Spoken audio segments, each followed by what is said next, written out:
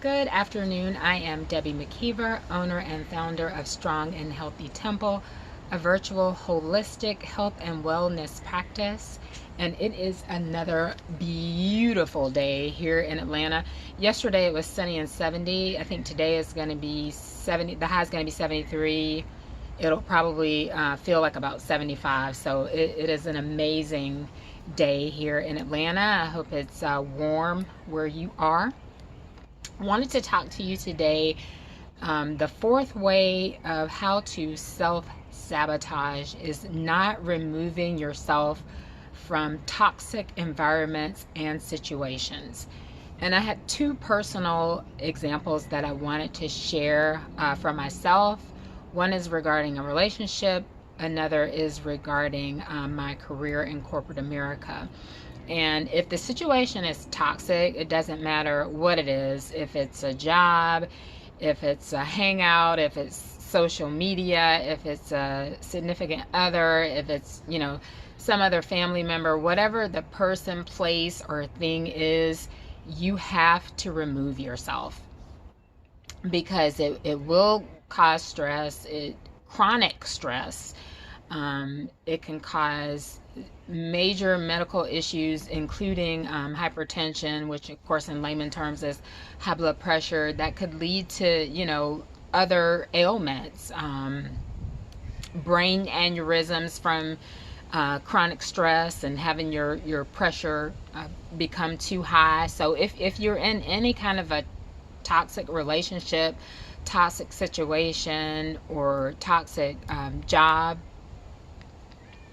figure out a way to remove yourself from the situation. I know with a job, a lot of times it's not as easy. Like, you may need the money. So I'm not saying just run right out and quit your job.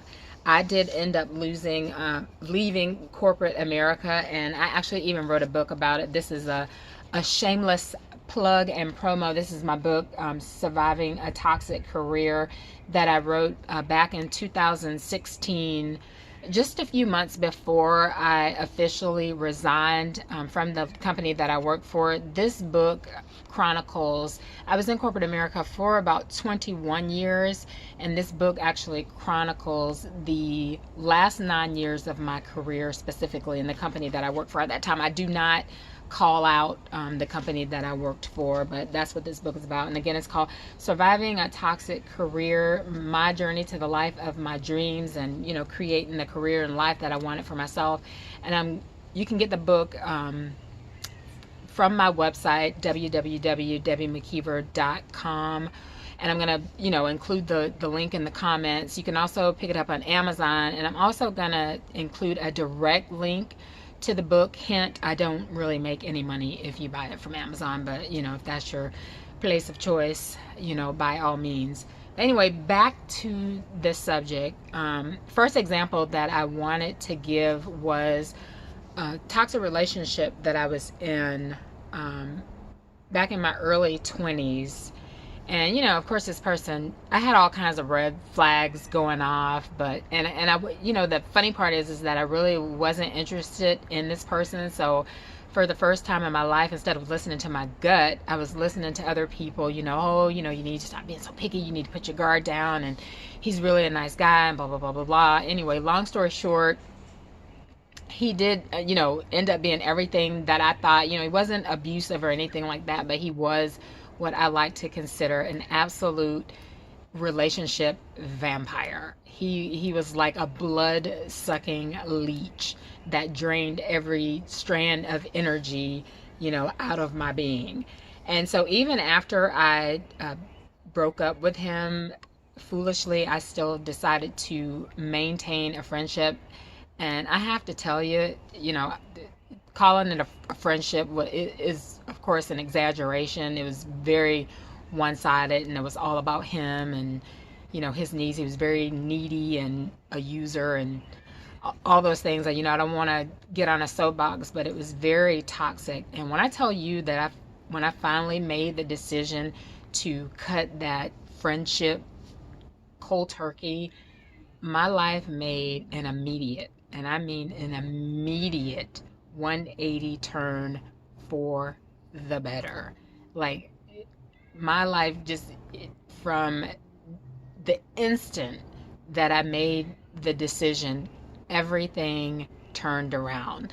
The devil is in the details, so I won't, give all the details, but everything that was wrong went right, just from disconnecting myself from a toxic individual.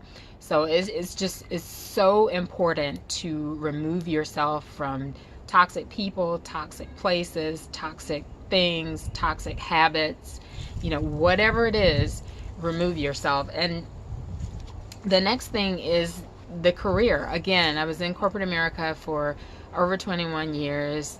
The last 9 years, I made a lot of money, a lot of money, but it was to the point that I didn't want to wake up in the morning because I knew that I had to work. And I was a remote employee. Like, I wasn't even in the office. The person that I worked for was what I considered a narcissistic control freak. It was very toxic. It wasn't just me, in case you're wondering. And I do talk about that in the book. And, to skip to the end, before I left, our relationship had gotten so much better. Her management had gotten better. She, was still a little more hands-on and, did a little more micromanaging than she should have. But again, it was just a very toxic environment that I should have removed myself from long before 9 years. But again, once I did finally remove myself from that situation, my life, I felt like a 2,000-pound elephant, had been removed from my shoulders. And there's two things that I wanted to read really quickly from the book as it relates to stress. And I do cite the link where I get this from. But the Occupational Safety and Health Administration, OSHA, declared stress a hazard of the workplace. It costs the American industry more than $300 billion annually. It also states that 75 to 90% of all doctor's office visits are for stress-related ailments and complaints.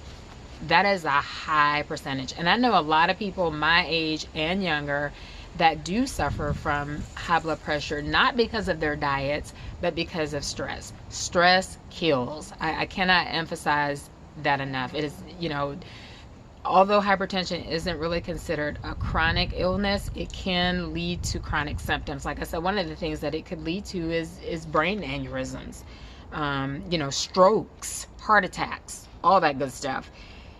Another thing that I wanted to share is a quote that I saw probably about 3 years before I officially resigned from that company and left corporate America for good. It was a quote from Tina Turner, and it's just so on point.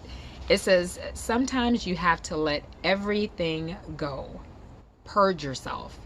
If you are unhappy with anything, whatever is bringing you down, get rid of it. Because you will find that when you are free, your true creativity, your true self comes out." And that's absolutely the truth. I was listening to one of the people that I consider one of my mentors, like a business mentor, talk about how she was so stressed out in a toxic work environment that she landed in the hospital. And I know a lot of people that are that way. I was blessed that I'd never actually incurred any type of ailments from the stress. I was stressed mentally, but never any physical ailments that I suffered. I'm still not on any types of medications. I've always operated in optimal health, and I thank God for that. But there are a lot of people who ended up in the hospital on medications, all types of things, just from being in a stressful environment, whether that be in a stressful marriage or relationship with relatives, job, whatever it is, people suffering physical ailments. So if you don't want to self-sabotage, remove yourself from whatever is not bringing you joy, whatever it is that's not making you happy, stressing you out. figure out a way to get out of that situation and get out immediately. Anyway, that's a wrap for me, because I know I don't like to watch really long videos, so I don't really want to make a long video, like a hour-long video, to make my point. Anyway, if you like this video, give it a thumbs up. You know what to do. If you don't like it, move on. Don't give it a thumbs down. Move on. But anyway, again, I will include the link to the book if you want to give it a read through, and make it a great day. I'm gonna enjoy the rest of this sunshine. Thanks for listening.